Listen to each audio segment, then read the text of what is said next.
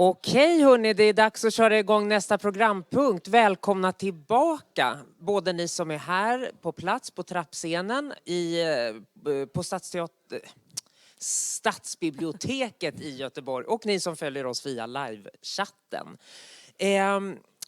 Vi kommer nu att prata med Accenture om hur man kan stärka demokratin genom att supporta hbtq-rättigheter och hbtq-communityt. Jag vill bara säga innan vi drar igång att ni jättegärna får ställa frågor de sista 10 minuterna. Ni som är här räcker bara upp en hand då under frågestunden. Ni som är med oss via livestreamen, ni ställer frågorna i chatten så lovar vi att läsa upp så många som möjligt mot slutet. Without further ado, take it away, Accenture. Thank you, Alexa.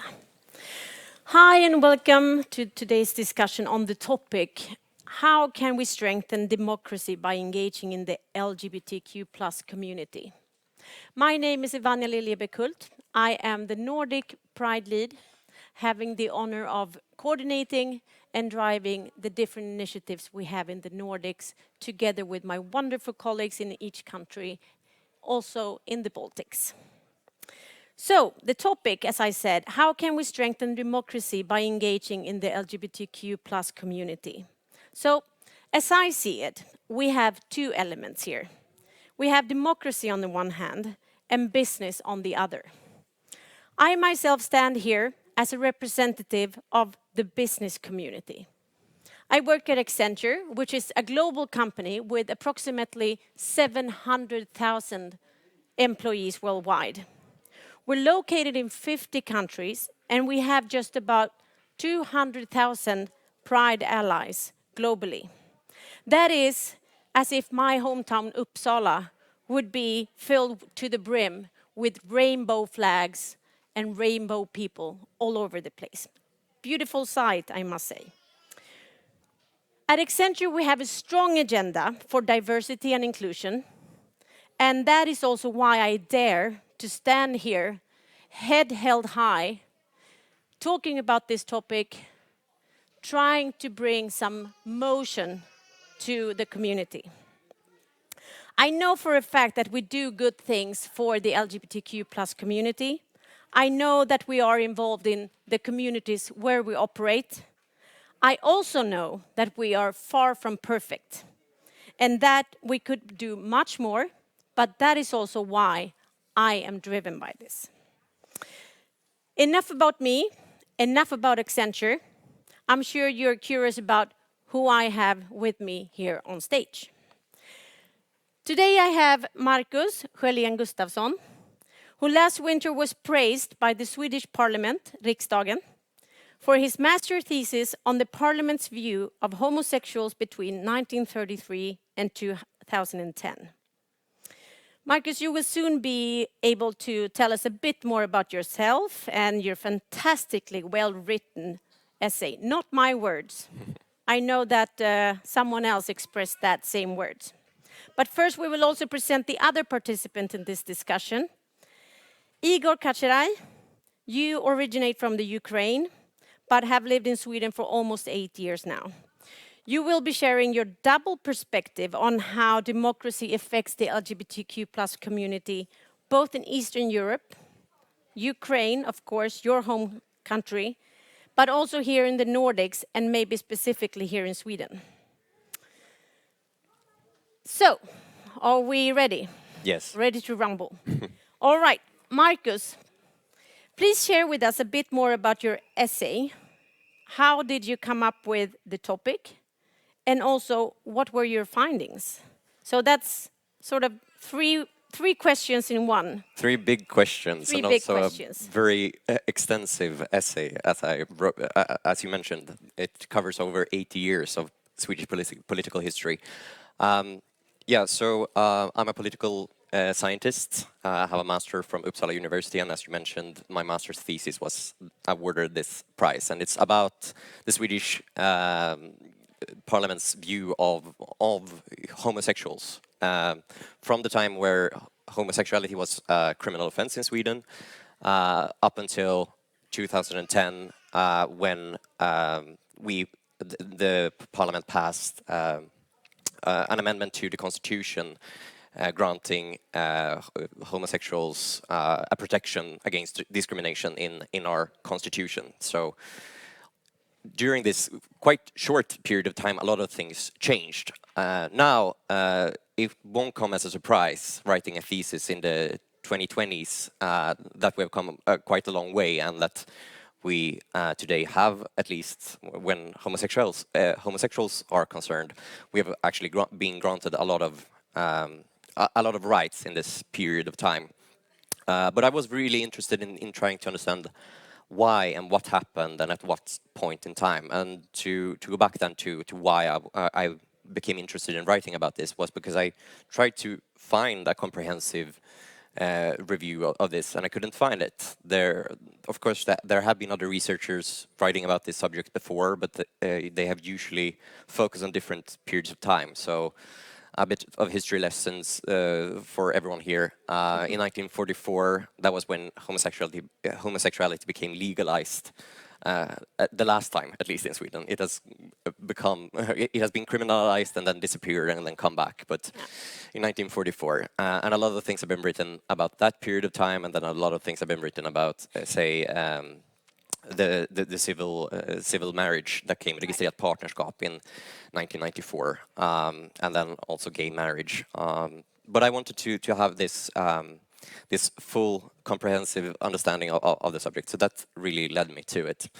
And what I found and was sort of new is the specific periods of time. So my thesis is focused on ideas, and so it's an ideational, I think is the word, analysis about the time and what actually changed. And before, you could say, like, the period where homosexuality was criminalized in Sweden, it was based on religious belief, on traditional values. That's sort of what has been coined sodomatic paradigm in Swedish culture, that then became sort of medicalized, or a scientific understanding grew out of it, and then the homosexual was created, at least in the eyes of the state, in 1944.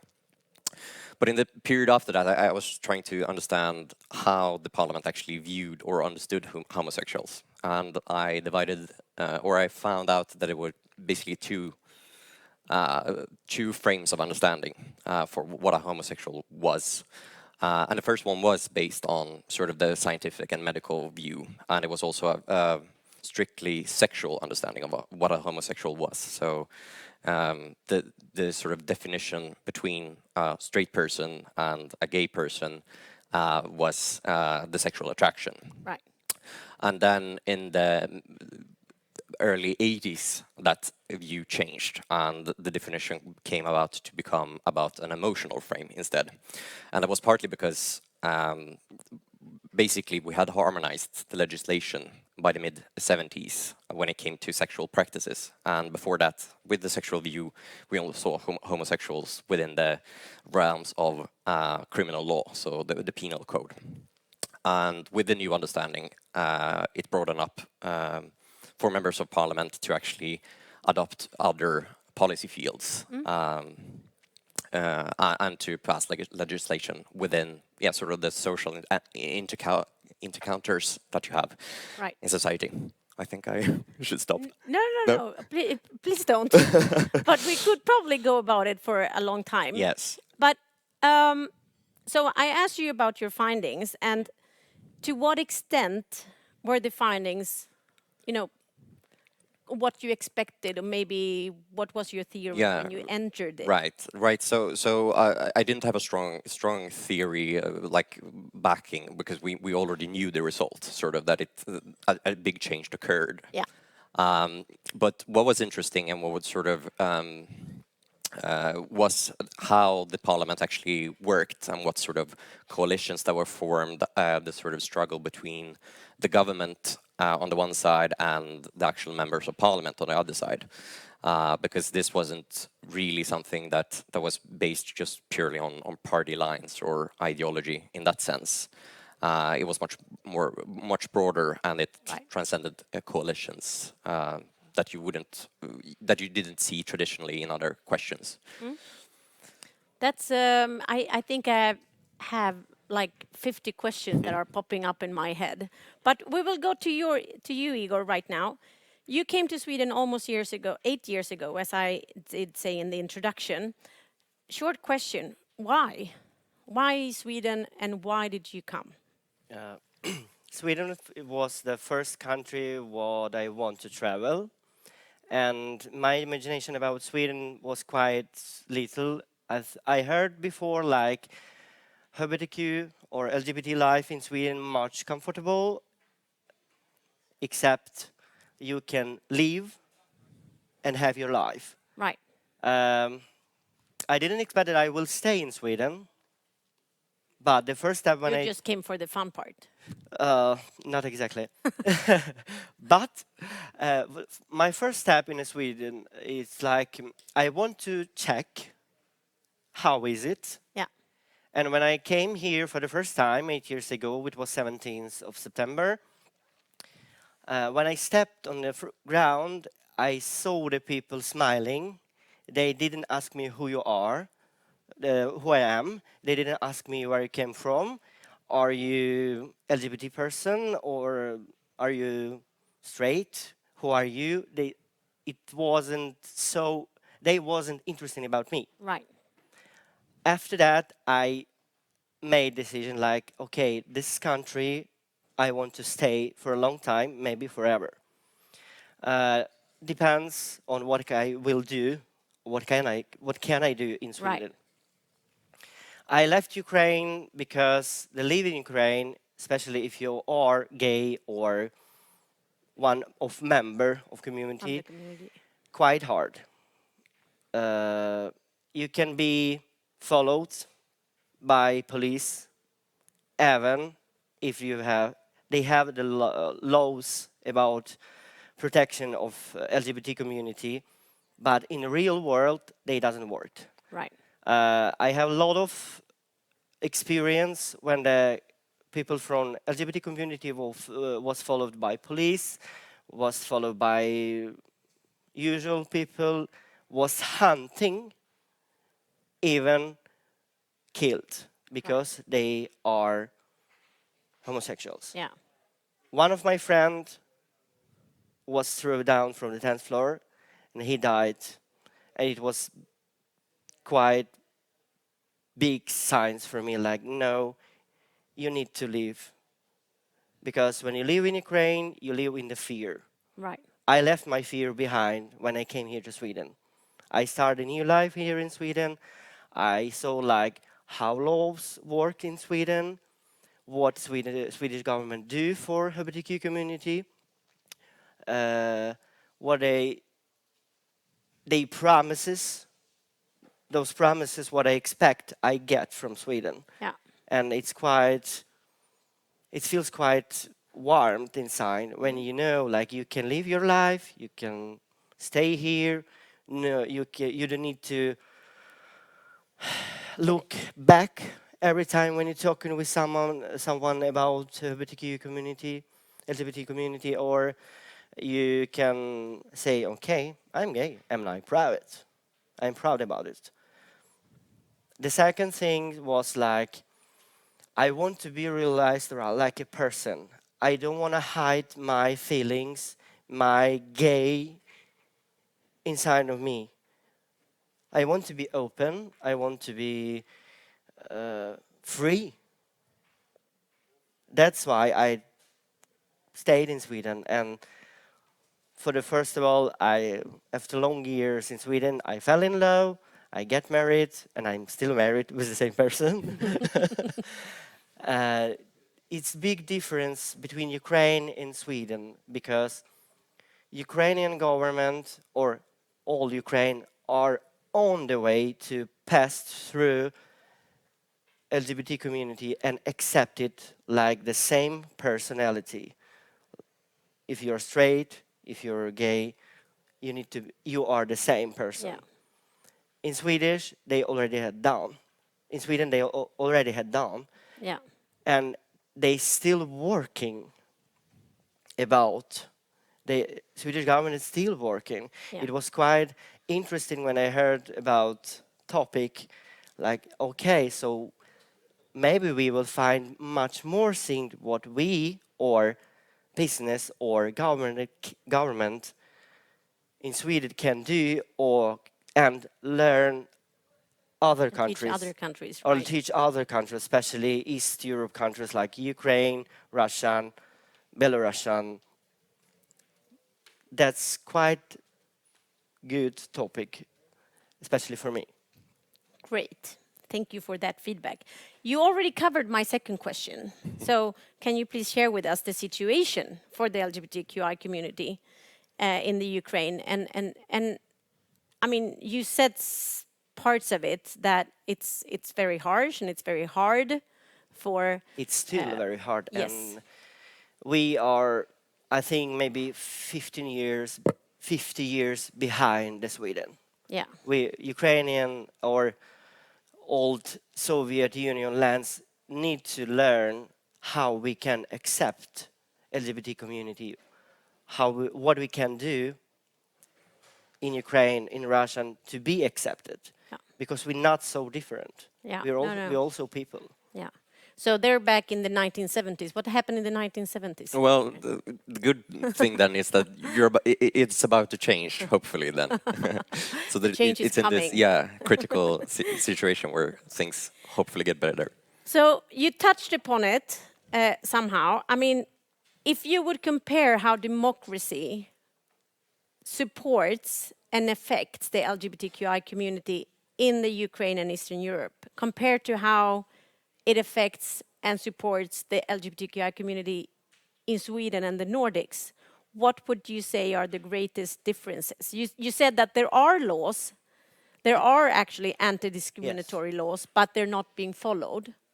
The thing is, the point is like, yes, they have laws, they have LGBT communion, they have to accept, like we have to exist, but the police, for example, police or the other governments organization, they try to follow it, but at the same time they don't want to follow Right. it. Especially when you came open and say, you know, I was threatened like I'm gay and people hate me and they talking like we will kill you. You need to be killed because you're not the human. When you're talking with police guys and in police, or you try to find some help, they say, what can we do? Yeah. We're not grown up for this. Laws, yes, we have laws. We have protection on the paper. Yeah. But in the real world, it's still hard. Because if police who's representing the country, if other organizations who represent the country don't respect that, Yeah. so how can we live there? And if you compare that to what you have experienced thus far, you know, here in Sweden or the Nordics. In my experience in Sweden, I never be treated like I'm gay. Yeah.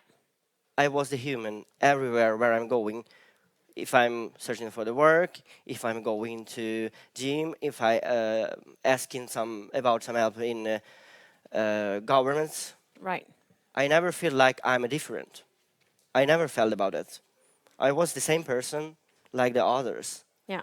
And this is the main thing, like everyone in Sweden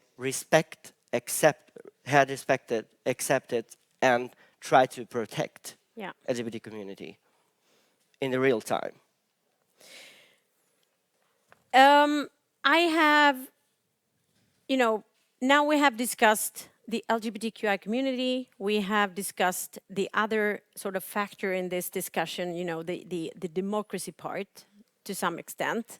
Then we have what I'm representing, sort of the business industry and all of the organizations that actually are not parliamentary or sort of democracy linked from the beginning or at base.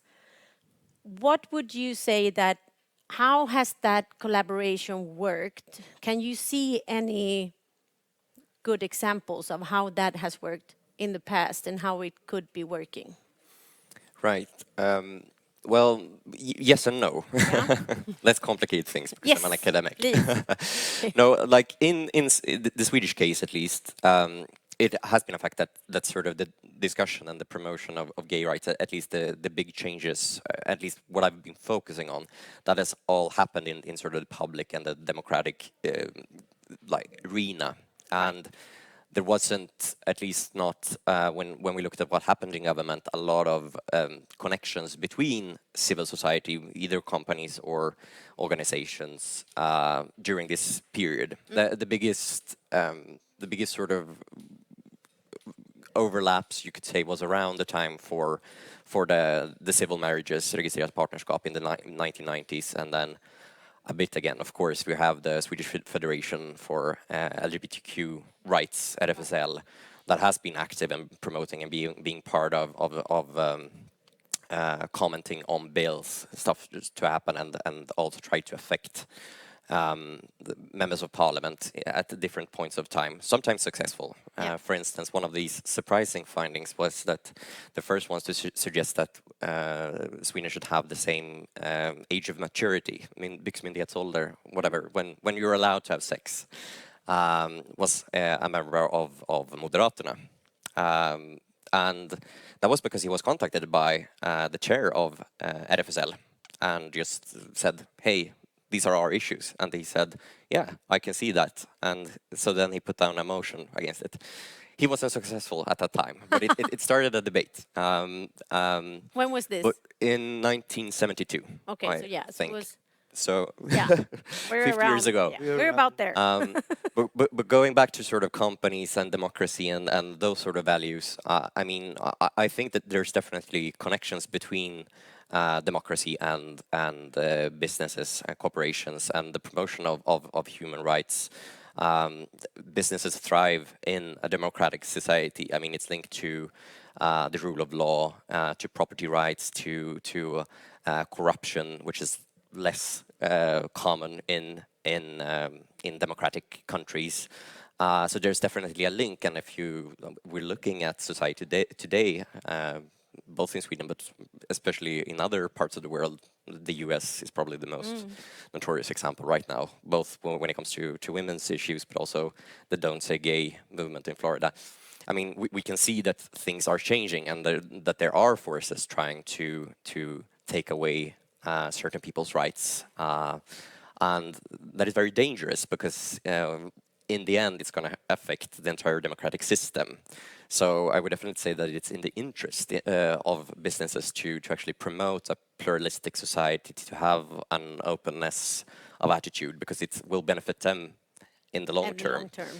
Then, of course, it's a bit complicated. I mean, there's a criticism against pink washing and sort of just talking about these issues but not actually doing stuff. So there's definitely more things that I think both civil society can do and businesses in sort of promoting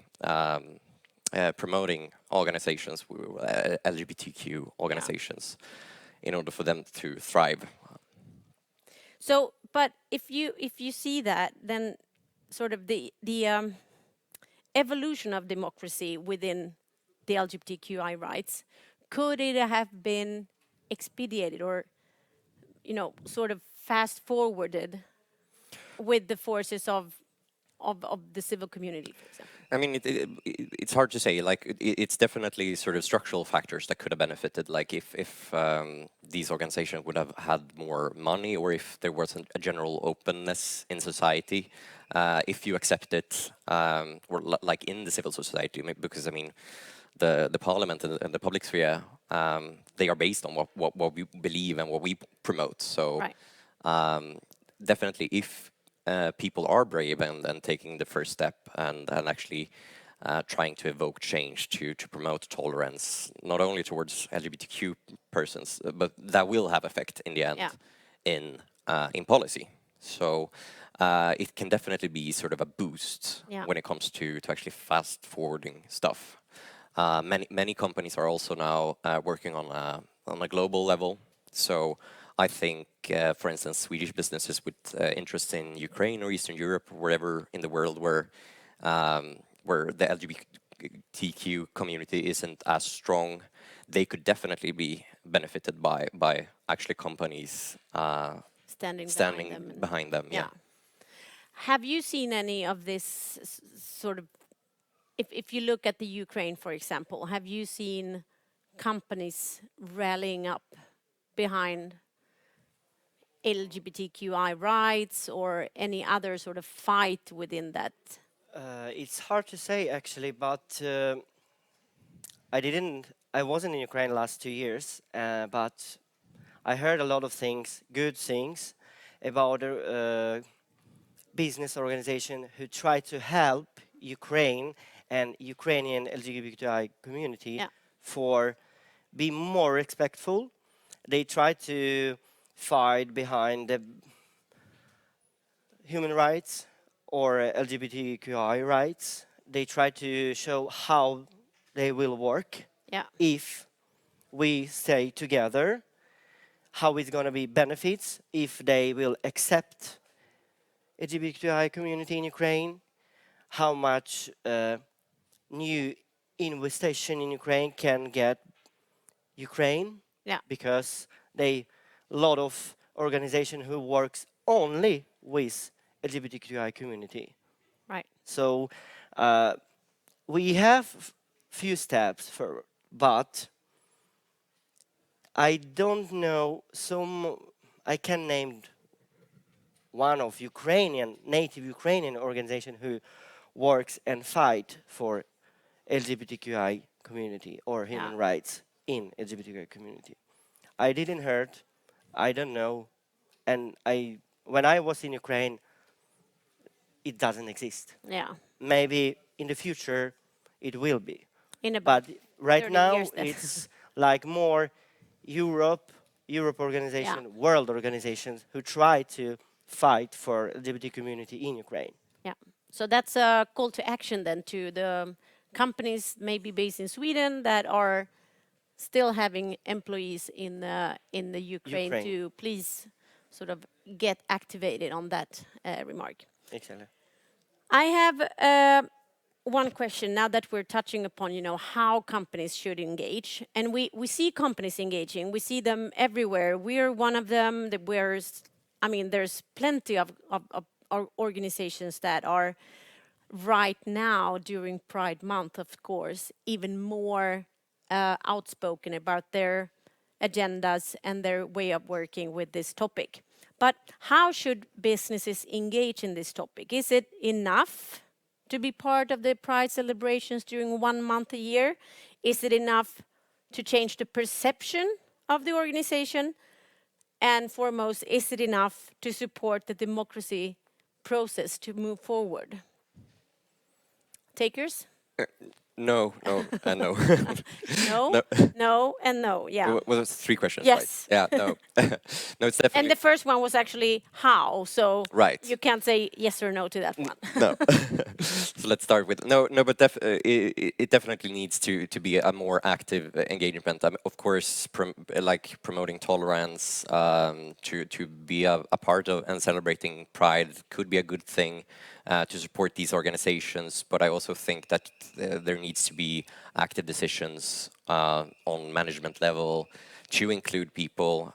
It could be, for instance, to make sure that LGBTQI people feel secure at the workplace, that they can have similar or the same benefits that you would have as a straight couple, for instance.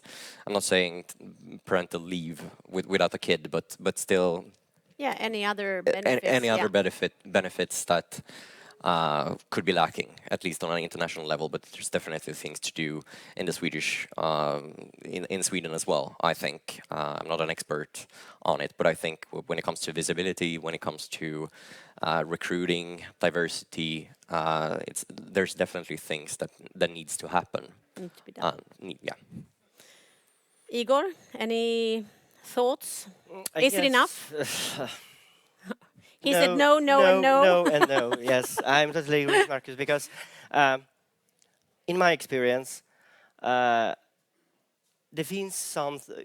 have some things in Sweden, like we need to practice more Yeah. like openness. Uh, I didn't saw so much gay couples or LGBTQI couples who can go hand in hand in Sweden. It's quite, I don't know why, but it's I think it's most about visibility. Yeah.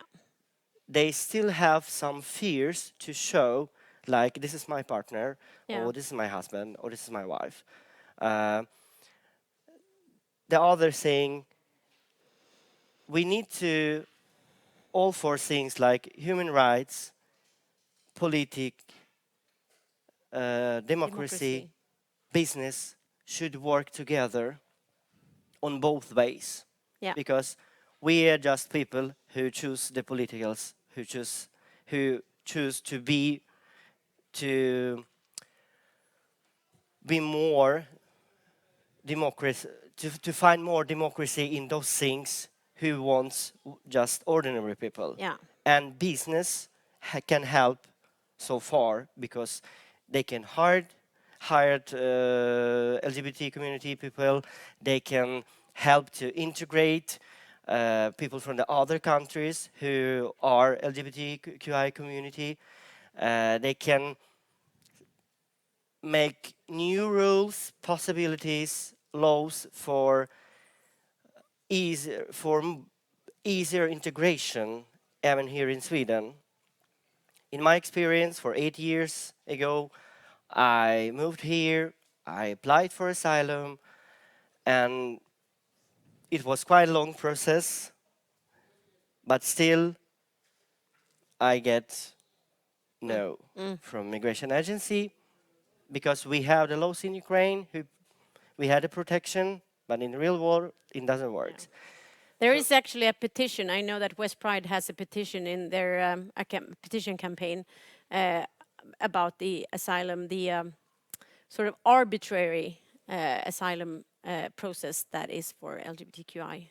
But we have, here in Sweden, we have much, not so much, but we have more things to learn Yeah. how it works. We need to work together, like business, democracy, government, Like to link it closer together. closer, and maybe try to be something more than democracy. Yeah. Maybe like huge democracy for everyone, not for that kind of people or those kind of people. So we need to be the same in every aspect Totally of inclusive and totally equal. every aspect of democracy. Yeah. So we have a bit to work in, but Sweden works much more better than East European Right. European countries. I well, I have my vision of it, and I have this, sort of from my standpoint, I see that my opinion is that we are on a good way towards sort of total equality, but we still have a long way to go. It's almost like in many areas, it's only charged up to like 75, maybe 80%. But, and I know where I see the holes in this equality net, so to say. But what are you, I mean, going towards an election this year, what are you seeing as hot topics for all of us to engage to sort of close the gap between the normative population and the LGBTQI community? Oh, it's a very difficult question. Unfortunately, I don't think that these general elections will be about our issues. There are other practical things that Yeah. will be in the way, but I definitely think that it's important for everyone that's an ally or a person here to find the parties that actually promote and that have serious propositions. I mean, we've talked about the development, and as a political science, we are terrible at predicting the future. So I'm not sure if You I'm the only one look to. backwards. Well, yeah, to a certain degree, at least. We're not historians either. Some of us like to pretend that we know the future, but I'm not sure if I'm the one to prescribe all of these things. But I definitely think in order for Sweden to continue to be a good country for everyone, including the LGBTQI community, we need to make sure that we have elected officials that take democracy seriously, that are going to make sure that things are stable for the coming years. I don't think that the current situation right now with the political chaos is a good thing, because that in the end will hurt the actual trust in the system, Right. and that will lead to well, both disappointment and a will not to engage. So it Yeah. pacifies the society, and when the society pacifies, it also gives away chances for populist movements, for anti-democratic forces to take over, and we are an easy target in the sense that we are a small minority and to a certain degree still controversial. We can see it all around in the world. Yeah, it was a Yeah. rather dark outlook on the political situation, but it's okay. We'll cover for that. Igor, do you see any sort of, from your perspective, topics that you would like to highlight that should be important for all of us to know about and work on? I think like we here in Sweden, we need to have quite easier way to integrate people in LGBTQI community, because a lot of people still don't know about who LGBTQI community. What is it? Maybe it's quite different things. I can see from I heard before, and still can hear from the other people, like, who are they? Even here in Sweden, we need to be so popular, but I think the Swedish government need to be more open for integration or discussion of LGBTQI community even in parliament. Yeah. Because we trust to government, we choose the government, Yeah. so we need to have answer. We became asking the government, what have you done for Right. us? So ask for responsibility and sort of own the ownership of whatever responsibility we put in their hands. Any closing remarks from either of your sides? Well, if you said that I was pessimistic, I would just like to add that I am quite optimistic, and that No, I said you had a dark outlook on the political situation. No, but the good thing Yes. is that we can fix it, and Yes. that it takes active involvement from civil society, from everyday people, from businesses, from everyone outside to actually enforce and protect what we have. I have one last question, and I want you now to sort of carry the whole community on your shoulders and be the spokespersons, regardless of who else is here. But how is it really perceived when companies sort of take on these topics? You Igor. wanna start? Yeah. Okay, I'm gonna be. I think like How do you assess it? How do you assess the engagement that companies show? they need to be scared. The companies, they need to be scared to hire the LGBTQI person. Yeah. They need to be scared, like they proud about that, like they get hired Yeah. some LGBTQI person, and they need to show like we care about Yeah. For real. For real, not like, okay, we sending money to RFSL and that's it. Yeah. No, if we do it, so we will do that all year, not the one day or 1 month. Yeah. This is the main thing for everyone who have for whole business in Sweden. They need to be scared like we work in LGBTQI community. Yeah. Yeah, but no, I agree. I think that most things or the participation that we see is quite superficial, and that it's I can definitely understand why some accuse corporates for pink washing and sort of just caring about our money then, never like the LGBTQ communities. So yeah, because we are also a financial like Yeah. important for businesses. No, there, and as you mentioned, like we're not fully there. As soon as things get a bit more complicated, then it's often easier, at least in the moment, to take the take the easy way and not change things. So there's definitely bravery that's needed and more action that we need. A little less conversation, a little more action, as someone said once in the days. So with that, I'm thanking you both for your participation here today. And I think that my last remark will be that this topic is huge. It's also a bit messy and a bit scary. And we had actually sort of difficulties in finding other partners from the civil society to actually be here today.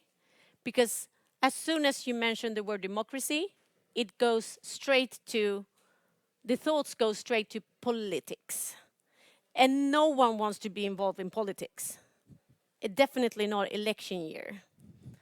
However, as we see it, the democracy discussion within the LGBTQI rights is not about politics.